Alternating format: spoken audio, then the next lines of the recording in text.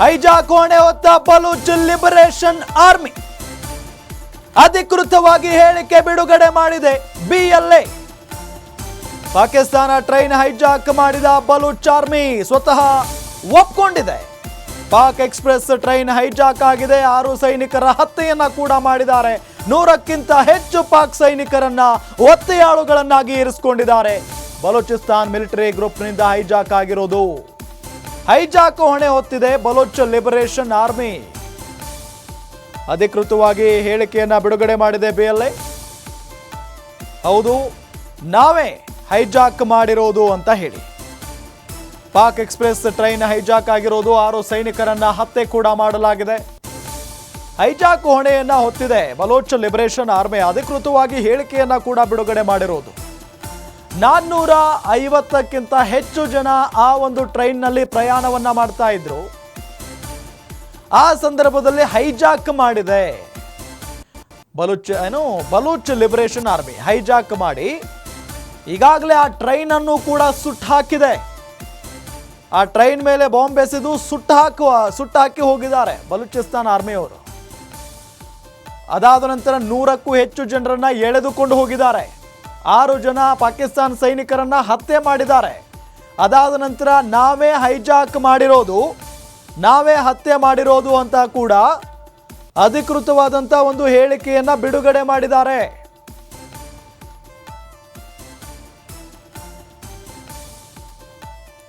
ಗಮನಿಸ್ತಾ ಇದ್ದೀವಿ, 100ಕ್ಕಿಂತ ಹೆಚ್ಚು ಪಾಕ್ ಸೈನಿಕರನ್ನ ಒತ್ತೆಯಾಳುಗಳನ್ನಾಗಿ ಇರಿಸಿಕೊಂಡಿದ್ದಾರೆ. ಬಲೂಚಿಸ್ತಾನ್ ಮಿಲಿಟರಿ ಗ್ರೂಪ್ನಿಂದ ಹೈಜಾಕ್ ಆಗಿರೋದು. ಹೈಜಾಕ್ ಹೊಣೆಯನ್ನ ಹೊತ್ತ ಬಲೂಚ್ ಲಿಬರೇಷನ್ ಆರ್ಮಿ ಹೈಜಾಕ್ ಮಾಡಿದ ಟ್ರೈನ್ ಅನ್ನ ಸುಟ್ಟು ಹಾಕಿದ್ದಾರೆ. ನೋಡಿ, ಹೈಜಾಕ್ ಮಾಡಿದ್ದ ಅಷ್ಟೇ ಅಲ್ಲದೆ 100 ಜನರನ್ನ ಒತ್ತೆಯಾಳುಗಳನ್ನಾಗೂ ಕೂಡ ಇರಿಸಿಕೊಂಡಿದ್ದಾರೆ. ಅಷ್ಟೇ ಅಲ್ಲ, 6 ಜನ ಪಾಕಿಸ್ತಾನ ಸೈನಿಕರನ್ನ ಹತ್ಯೆ ಕೂಡ ಮಾಡಿದ್ದಾರೆ. ಜೊತೆಗೆ ಆ ಟ್ರೈನ್ ಅನ್ನೇ ಸುಟ್ಟು ಹಾಕಿದ್ದಾರೆ. ಸ್ಟೋಸ್ನಿಂದ ಹೈಜಾಕ್ ಆಗಿದೆ.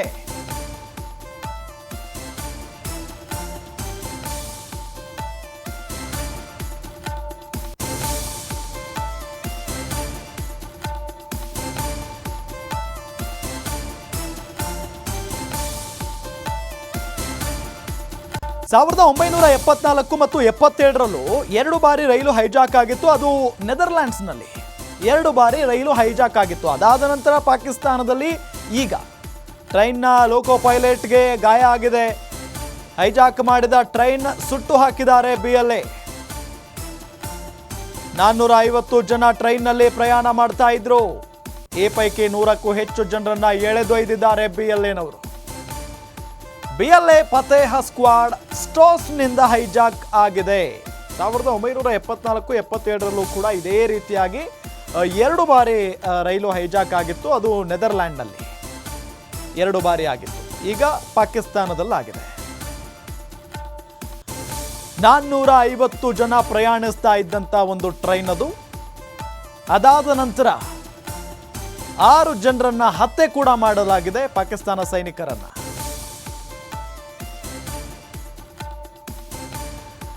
ಡೀಟೇಲ್ಸ್ ಕೊಡ್ತಾರೆ. ಡೆಸ್ಕಿಂದ ನೇರ ಸಂಪರ್ಕದಲ್ಲಿ ಜಾಯ್ನ್ ಆಗಿದ್ದಾರೆ ನಮ್ಮ ಪ್ರತಿನಿಧಿ ವಿಶ್ವನಾಥ್. ಈ ಹಿಂದೆ ನೆದರ್ಲ್ಯಾಂಡ್ಸ್ನಲ್ಲಿ 2 ಬಾರಿ ರೈಲನ್ನು ಹೈಜಾಕ್ ಮಾಡಲಾಗಿತ್ತು. ಇವತ್ತು ಪಾಕಿಸ್ತಾನದಲ್ಲಿ ಮಾಡಲಾಗಿದೆ ಅನ್ನೋದು ಗೊತ್ತಾಗ್ತಾ ಇದೆ. ಡೀಟೇಲ್ಸ್ ಕೊಡ್ತಾ ಹೋಗೋದಾದ್ರೆ. ಎಸ್ ರಾಮ್, ಪಾಕಿಸ್ತಾನದಲ್ಲಿ ಎಲ್ಲೇ ಒಂದು ಪ್ರಪಂಚದೆಲ್ಲೆಡೆ ಭಯೋತ್ಪಾದನೆ ಅನ್ನೋ ಪದ ಎಲ್ಲಾದರೂ ಕೇಳಿದ್ರೆ ಅದು ಪಾಕಿಸ್ತಾನಕ್ಕೆ ಫಸ್ಟ್ ನಾವು ರಿಲೇಟ್ ಮಾಡ್ತಾ ಹೋಗ್ತೀವಿ. ಅಂಥದ್ರಲ್ಲಿ ಇಷ್ಟು ಭಯೋತ್ಪಾದಕ ಉಗ್ರಗಾಮಿಗಳೇ ತುಂಬಿರ್ತಕ್ಕಂಥ ಪಾಕಿಸ್ತಾನದಲ್ಲಿ ಇಲ್ಲಿ ಬೆಚ್ಚಿ ಬೀಳಿಸುವಂಥ ಒಂದು ಘಟನೆ ನಡೆದಿದೆ. ಯಾಕಂದರೆ ಪಾಕಿಸ್ತಾನದಲ್ಲೇ ಉಗ್ರಗಾಮಿಗಳು ಪಾಕಿಸ್ತಾನದ ಟ್ರೈನನ್ನು ಹೈಜಾಕ್ ಮಾಡಿದ್ದಾರೆ ಅಂತಲೇ ಹೇಳ್ಬೋದು.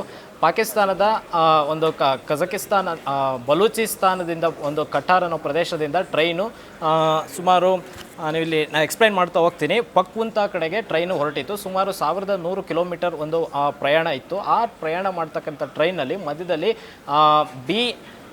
ಏನು ಬಲೂಚ್ ಲಿಬರೇಷನ್ ಆರ್ಮಿ BLA ಅಂತಕ್ಕಂಥ ಒಂದು ಪ್ರತ್ಯೇಕವಾದಿಯ ಗುಂಪು ಒಂದು ರೈಲ್ವೆ ಹಳಿಗೆ ಬಾಂಬನ್ನು ಇಟ್ಟು ಟ್ರೈನನ್ನು ಬ್ಲಾಸ್ಟ್ ಮಾಡ್ತಾರೆ. ಅಲ್ಲಿ ಬ್ಲಾಸ್ಟ್ ಆದ ನಂತರದಲ್ಲಿ ಸುಮಾರು 400 ಜನ ಪ್ರಯಾಣ ಮಾಡ್ತಿದ್ದಂಥ ಆ ಒಂದು ಟ್ರೈನ್ ಬ್ಲಾಸ್ಟ್ ಆದ ಕೂಡಲೇ ಅಲ್ಲಿ ಅದರೊಳಗಡೆ ಪ್ರಯಾಣಿಕರಲ್ಲಿ ಸಾರ್ವಜನಿಕರು ಇದ್ದರು.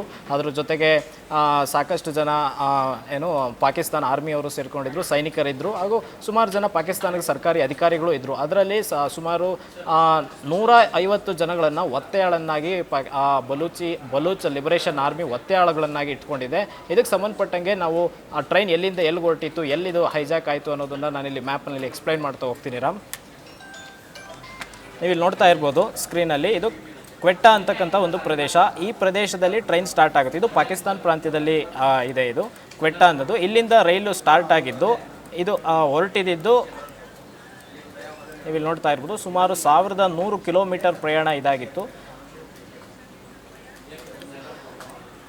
ಕ್ವಜಕೇಲಾ ಅಂತಕ್ಕಂಥ ಇದೊಂದು ಪ್ರಾಂತ್ಯ, ಇದು ಎಂಡ್ ಪಾಯಿಂಟ್ ಆಗಿದೆ. ಈ ಒಂದು ಎಂಡ್ ಪಾಯಿಂಟ್ಗೆ ಟ್ರೈನು ಹೊರಟಿತ್ತು. ಕ್ವೆಟ್ಟಾದಿಂದ ಇಲ್ಲಿಗೆ 1100 ಕಿಲೋಮೀಟರ್ ಪ್ರಯಾಣ. ಈ ಪ್ರಯಾಣವನ್ನು ಸುಮಾರು 450 ಜನ ರೈಲಿನಲ್ಲಿ ಪ್ರಯಾಣ ಮಾಡ್ತಾಯಿದ್ರು. ಈ ಪ್ರಯಾಣ ಮಾಡ್ತಕ್ಕಂಥ ಸಂದರ್ಭದಲ್ಲಿ ಮಧ್ಯದಲ್ಲಿ ಇಲ್ಲೊಂದು ಪಕ್ವಂತ ಅಂತ ಒಂದು ಪ್ರಾಂತ್ಯ ಇದೆ. ಪಕ್ವಂತ ಪ್ರಾಂತ್ಯದಲ್ಲೇ ಅವರು ಬಲೂಚ್ ಉಗ್ರಗಾಮಿಗಳು ಇದ್ದರು.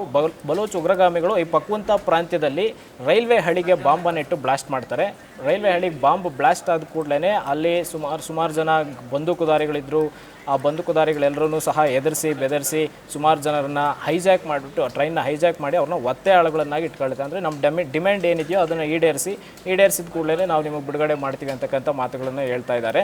ಜೊತೆಗೆ ಹೈಜಾಕ್ ಮಾಡಿರೋದನ್ನು ಆ ಬಲೂಚ್ ಲಿಬರೇಷನ್ ಆರ್ಮಿ ಅವರೇ ಸಹ ನಾವು ಹೈಜಾಕ್ ಮಾಡಿದ್ದೀವಿ ಅಂತ ಹೇಳ್ಕೊಂಡಿದ್ದಾರೆ. ಅದು ಅಧಿಕೃತವಾಗಿ ಮಾಹಿತಿ ಹೊರಬಿದ್ದಿದೆ. ಮತ್ತು ಈ ಒಂದು ಹೆಣ್ಣು ಮಕ್ಕಳು ಸಹ ಈ ಟ್ರೈನ್ ಹೈಜಾಕ್ನಲ್ಲಿ ಒಳಪಟ್ಟಿದ್ರು. ಆ ಹೆಣ್ಣು ಮಕ್ಕಳನ್ನು ಬಿಡುಗಡೆ ಮಾಡ್ತೀವಿ ಅಂತಕ್ಕಂಥ ಮಾತುಗಳನ್ನು ಸಹ ಬಲೂಚ್ ಲಿಬರೇಷನ್ ಆರ್ಮಿ ಅವರು ಹೇಳಿದ್ದಾರೆ. ಸುಮಾರು 120 ಮಂದಿಗಳನ್ನು ಒತ್ತೆಯಾಳಗಳನ್ನು ಇಟ್ಕೊಂಡಿದ್ದಾರೆ. ಜಫರ್ ಎಕ್ಸ್ಪ್ರೆಸ್ ಟ್ರೈನು ನೀವು ನೋಡ್ತಾ ಇರ್ಬೋದು ಸ್ಕ್ರೀನಲ್ಲಿ, ಕ್ವೆಟ್ಟಾದಿಂದ ಪಕ್ವಂತಾದ ಪೇಶ್ವಾರದ ಪಕ್ವಂತಾಗೆ ಹೊರಟಿತ್ತು ಜಫರ್ ಎಕ್ಸ್ಪ್ರೆಸ್ ಅಂತಕ್ಕಂಥ ರೈಲು. ಇದು ನೋಡ್ಬೋದು ನೀವು ಇಲ್ಲಿ, ಇದು ರೈಲ್ವೆ ಮಾರ್ಗ ಆಗಿದೆ. ಇದು ಕ್ವೆಟ್ಟಾ. ಈ ಕ್ವೆಟ್ಟಾದಿಂದ ಇಲ್ಲಿಗೆ ಪಕ್ವಂತಾಗೆ ರೈಲು ಪ್ರಯಾಣ ಬೆಳೆಸಿತ್ತು ರಾಮ್. ಇಲ್ಲಿಗೆ ಹೋಗಬೇಕಾದ್ರೆ ಮಧ್ಯದಲ್ಲಿ ಅಂದರೆ ಆಲ್ಮೋಸ್ಟ್ ಡೆಸ್ಟಿನೇಷನ್ ರೀಚ್ ಆಗ್ತಾ ಇತ್ತು. ಇನ್ನೂ ಒಂದು 100 ಕಿಲೋಮೀಟ್ರ್ 150 ಕಿಲೋಮೀಟರ್ ಇದೆ ಅಂತಕ್ಕಂಥ ಸಂದರ್ಭದಲ್ಲಿ ಅಲ್ಲಿ ರೈಲ್ವೆ ಹಳಿಗೆ ಬಾಂಬನ್ನು ಇಡ್ತಾರೆ. ರೈಲ್ವೆ ಹಳಿಗೆ ಬಾಂಬ್ ಬಿಟ್ಬಿಟ್ಟು ಆ ಟ್ರೈನ್ನ ರೈಲ್ವೆ ಹಳಿ ತಪ್ಪಿಸ್ತಾರೆ. ಹಳಿ ತಪ್ಪಿಸಿ ಆ ಟ್ರೈನು ಬೇರೆ ಮಾರ್ಗಕ್ಕೆ ಬ್ಲಾಸ್ಟ್ ಮಾಡೋ ಥರ ವಿಶ್ವನಾಥ್, ಏನು ಅಂತ ಅಂದರೆ ಈಗ ಪಾಕಿಸ್ತಾನದಲ್ಲಿ ಸಹಜವಾಗಿ ವೈರಿಗಳು ಇದ್ದೇ ಇದ್ದಾರೆ. ಪಾಕಿಸ್ತಾನ ಆರ್ಮಿಗೂ ಪಾಕಿಸ್ತಾನ ಸರ್ಕಾರಕ್ಕೂ ಅಷ್ಟಕ್ಕಷ್ಟೇ, ಮತ್ತು ಅಲ್ಲಿನ ಉಗ್ರರಿಗೂ ಕೂಡ ಅಷ್ಟೇ.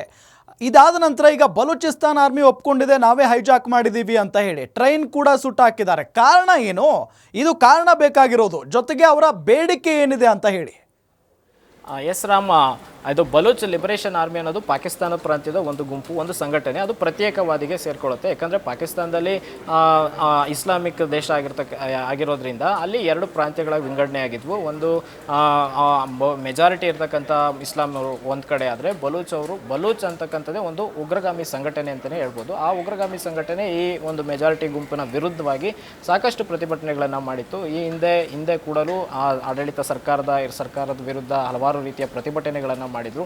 ಅಲ್ಲೇ ಒಂದು ಉಗ್ರಗಾಮಿ ಸಂಘಟನೆ ಉಟ್ಕೊಂಡು ಅಲ್ಲಿನ ಮೆಜಾರಿಟಿ ಏನು ಜನ ಇದ್ದಾರಲ್ಲ ಅವರ ವಿರುದ್ಧ ದಂಗೆ ಹೇಳ್ತಕ್ಕಂಥ ಕೆಲಸ, ಅವರಿಗೆ ಹಿಂಸೆ ನೀಡ್ತಕ್ಕಂಥ ಕೆಲಸ ಮಾಡ್ತಾ ಇದ್ದಾರೆ ಅಂತಲೇ ಹೇಳ್ಬೋದು ರಾಮ್. ಇದು ಪ್ರಮುಖವಾಗಿ ತಿಳಿದು ಬರ್ತಕ್ಕಂಥ ಕಾರಣ. ಯಾಕಂದರೆ ಪಾಕಿಸ್ತಾನದಲ್ಲೇ ಉಗ್ರಗಾಮಿಗಳು ಎಲ್ಲರೂ ಇರೋದು ಪಾಕಿಸ್ತಾನದಲ್ಲೇ ಅಂತಲೇ ಹೇಳ್ಬೋದು. ಅದರಲ್ಲೂ ಸಹ ಪಾಕಿಸ್ತಾನ ಉಗ್ರಗಾಮಿಗಳು ಇವರು ಬಲೂಚಿಸ್ತಾನ್ ಪ್ರಾಂತ್ಯದಲ್ಲಿರ್ತಕ್ಕಂಥ ಬಲೂಚ್ ಲಿಬರೇಷನ್ ಆರ್ಮಿ ಅಂತಕ್ಕಂಥದ್ದು ರಾಮ್.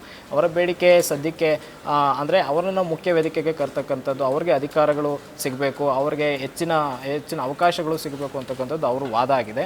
ಆದರೆ ಇದಕ್ಕೆ ಮೆಜಾರಿಟಿ ಇರ್ತಕ್ಕಂಥ ಇಸ್ಲಾಮರು ಅದಕ್ಕೆ ಸಹಜವಾಗಿ ವಿರೋಧ ವ್ಯಕ್ತಪಡಿಸಿದ್ರು. ಹಂಗಾಗಿ ಅವರು ಉಗ್ರತನವಾಗಿ ಒಂದು ಸಂಘಟನೆಯ ಮೂಲಕ ಎದರಿಸಿ ಬಂದೂಕು ಬಾಂಬ್ ಬ್ಲಾಸ್ಟ್ ಮಾಡೋದ್ರ ಮುಖಾಂತರ ಅವರ ಸಾರ್ವಜನಿಕರಿಗೆ ತೊಂದರೆ ಕೊಡ್ತಾ ಇದ್ದಾರೆ ರಾಮ್.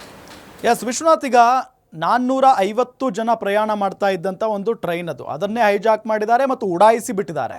ಇದೆಲ್ಲದರ ನಡುವೆ 100ಕ್ಕೂ ಹೆಚ್ಚು ಜನರನ್ನು ಒತ್ತೆಯಾಳುಗಳನ್ನು ಕೂಡ ಇರಿಸ್ಕೊಂಡಿದ್ದಾರೆ. ಹಾಗಾಗಿ ಅವರನ್ನು ಬಿಡಿಸಿಕೊಳ್ಳುವಂಥ ಪ್ರಯತ್ನಕ್ಕೆ ಪಾಕಿಸ್ತಾನ ಸರ್ಕಾರ ಕೈ ಹಾಕಿದೆಯಾ, ಅಥವಾ ಇವರ ಬೇಡಿಕೆ ಏನಿದೆಯಲ್ಲ ಬಲೂಚಿಸ್ತಾನ್ ಲಿಬರೇಷನ್ ಆರ್ಮಿ, ಇವರ ಬೇಡಿಕೆಗೆ ಏನಾದರೂ ಒಪ್ಕೊಂಡಿದೆಯಾ ಅಂತ ಪಾಕಿಸ್ತಾನ ಸರ್ಕಾರ? ಎಸ್ ರಾಮ, ಇದು ಬಲೂಚ್ ಲಿಬರೇಷನ್ ಆರ್ಮಿ ಅಂತಕ್ಕಂಥದ್ದು ಏನೊಂದು ಉಗ್ರಗಾಮಿ ಪ್ರತ್ಯೇಕವಾದಿ ಸಂಘಟನೆ ಇದೆಯಲ್ಲ, ಇವರು ಸ್ವತಃ ಹೇಳಿದ್ದಾರೆ, ನಾವು ಹೈಜಾಕ್ ಮಾಡಿದ್ದೀವಿ, ಸುಮಾರು 120 ಜನಗಳನ್ನು ಒತ್ತೆಯಾಳುಗಳನ್ನಾಗಿ ಇಟ್ಕೊಂಡಿದ್ದೀವಿ. ಅದರಲ್ಲಿ ಪಾಕಿಸ್ತಾನಕ್ಕೆ ಸೇರಿರ್ತಕ್ಕಂಥ ಆರ್ಮಿ ಅಂದರೆ ಸೈನಿಕರು ಸಹ ಸೇರಿದ್ದಾರೆ, ಅದು ಸರ್ಕಾರಿ ಅಧಿಕಾರಿಗಳಿದ್ದಾರೆ. ಇವರೆಲ್ಲರನ್ನು ನಾವು ಬಿಡುಗಡೆ ಮಾಡಬೇಕಾದ್ರೆ ನೀವು ನಮ್ಮ ಬೇಡಿಕೆಗಳನ್ನು ಒಪ್ಕೊಂಡು ನಮಗೆ ಮುಖ್ಯ ವೇದಿಕೆಗೆ ಬರೋದಕ್ಕೆ ಬಿಡಬೇಕು ಅಂತಕ್ಕಂಥ ಮಾತುಗಳನ್ನು ಬಲೂಚ್ ಲಿಬರೇಷನ್ ಆರ್ಮಿ ಅವರು ಈಗಾಗಲೇ ಬಹಿರಂಗವಾಗಿ ಹೇಳಿಕೆಯನ್ನು ಕೊಟ್ಟಿದ್ದಾರೆ. ಇದಕ್ಕೆ ಪಾಕಿಸ್ತಾನ ಸರ್ಕಾರ ಕೂಡ ಕ್ರಮ ತೆಗೆದುಕೊಳ್ಳೋದಕ್ಕೆ ಸಾಕಷ್ಟು ರೀತಿಯಾಗಿ ಪ್ರಯತ್ನ ಪಡ್ತಾ ಇದೆ. ನಿಮ್ಮ ಬೇಡಿಕೆಗಳನ್ನು ನಾವು ಈಡೇರಿಸ್ತೀವಿ, ದಯವಿಟ್ಟು ಅವ್ರಿಗೆ ತೊಂದರೆ ಕೊಡಬೇಡಿ ಅನ್ನೋ ಮಾತುಗಳನ್ನು ಸಹ ಪಾಕಿಸ್ತಾನ ಸರ್ಕಾರ ಹೇಳಿರುವಂಥದ್ದು. ಹಾಗಾಗಿ ಈಗೇನು 120 ಜನ ಒತ್ತೆಯಾಳುಗಳನ್ನಾಗಿ ಇಟ್ಕೊಂಡಿದ್ದಾರೆ, ಅವರನ್ನು ಬಿಡಿಸಕ್ಕಂಥ ಪ್ರಯತ್ನವನ್ನು ಪಾಕಿಸ್ತಾನ ಸರ್ಕಾರ ಕೂಡ ಮಾಡಲೇಬೇಕಾಗುತ್ತೆ. ಯಾಕಂದರೆ ಪಾಕಿಸ್ತಾನಕ್ಕೆ ಈಗಾಗಲೇ ಒಂದು ಭಯೋತ್ಪಾದಕರ ರಾಷ್ಟ್ರ ಅಂತೇಳಿ ಕೆಟ್ಟ ಹೆಸರಿದೆ. ಅದ್ರ ಮಧ್ಯದಲ್ಲಿ ಪಾಕಿಸ್ತಾನದಲ್ಲೇ 120 ಜನನ ಪಾಕಿಸ್ತಾನ ಉಗ್ರರೇ ಇಲ್ಲಿ ಅಟ್ಯಾಕ್ ಮಾಡಿದ್ದಾರೆ ಅಂದರೆ ಇದು ದೇಶದೆಲ್ಲೆಡೆ ಕೂಡ ಒಂದು ರೀತಿಯಾಗಿ ಪಾಕಿಸ್ತಾನಕ್ಕೆ ಇನ್ನೂ ತೀರಾ ಕೆಟ್ಟ ಹೆಸರು ಬರ್ತಕ್ಕಂಥ ಒಂದು ಸನ್ನಿವೇಶ ಎದುರಾಗುತ್ತೆ. ಮತ್ತು ಬೇರೆ ಬೇರೆ ದೇಶಗಳಲ್ಲಿ ಪಾಕಿಸ್ತಾನ ಇದು ಉಗ್ರಗಾಮಿಗಳ ದೇಶ ಅಂತಲೇ ಹೈಲೈಟ್ ಆಗೋ ಚಾನ್ಸಸ್ ಇರೋದ್ರಿಂದ ಇದಕ್ಕೆ ಸರ್ಕಾರ ಕೂಡ ತ್ವರಿತವಾಗಿ ಕ್ರಮ ತಗೊಳ್ಳುತ್ತೆ ಅಂತಕ್ಕಂಥ ಮಾತುಗಳು ಕೇಳಿ ಬಂದಿದ್ದೇವೆ Ram. Okay, thank you Vishwanath ತಮ್ಮೆಲ್ಲ ಮಾಹಿತಿಗಾಗಿ.